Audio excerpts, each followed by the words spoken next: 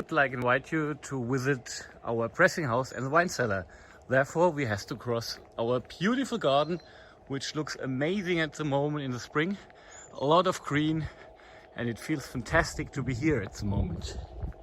And here do we see the pressing house, which is built in 1900 but renovated in 2007 and also added with a modern building in 2007. Inside and have a view in the pressing house.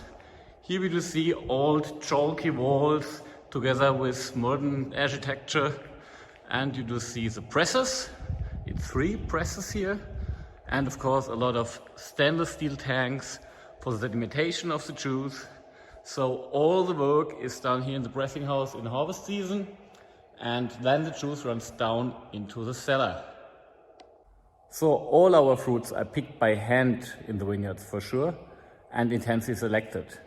At home we select again on a sorting table, and then the grapes are softly crushed and stored in stainless steel boxes for skin contact time, which is between 2 and 6 hours. Then we bring the fruits down here in the pressing house by forklifters and press quite gentle in long terms, very static, to avoid to get too much phenolics into the juice. Then the juice run into the stainless steel tanks for sedimentation, and without findings or any addings, the juice comes down into the cellar for fermentation. Let's move down to the wine cellars. So we have to use the steps down,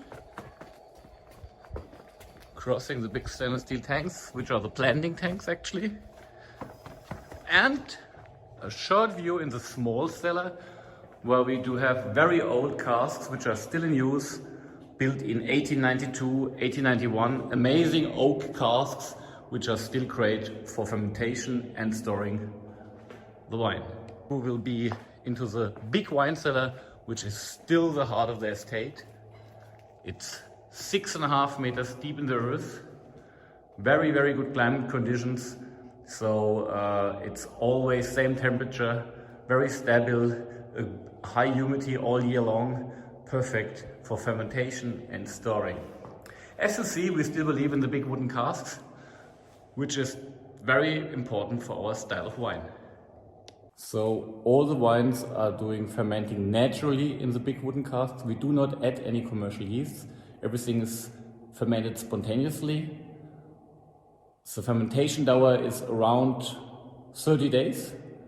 Then we do not rack the wine. We store on the full lees for another half year to 10 months to get more quality.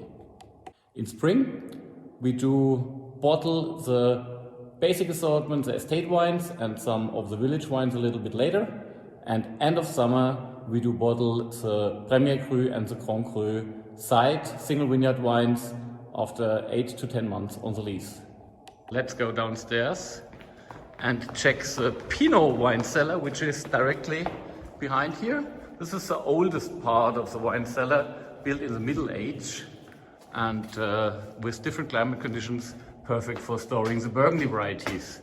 So on the left you will see the barrels for the Chardonnay reserve.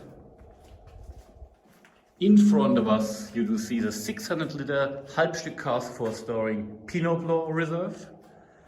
And here we go, you do see the Pinot cellar.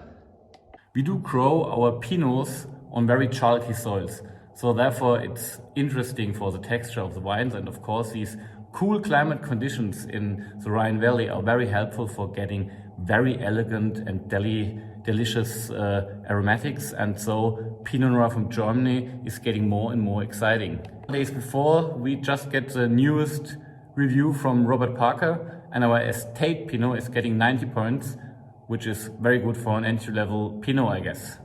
Now we are on our way back out of the wine cellar, going ahead, where it's more than 10 degrees warmer.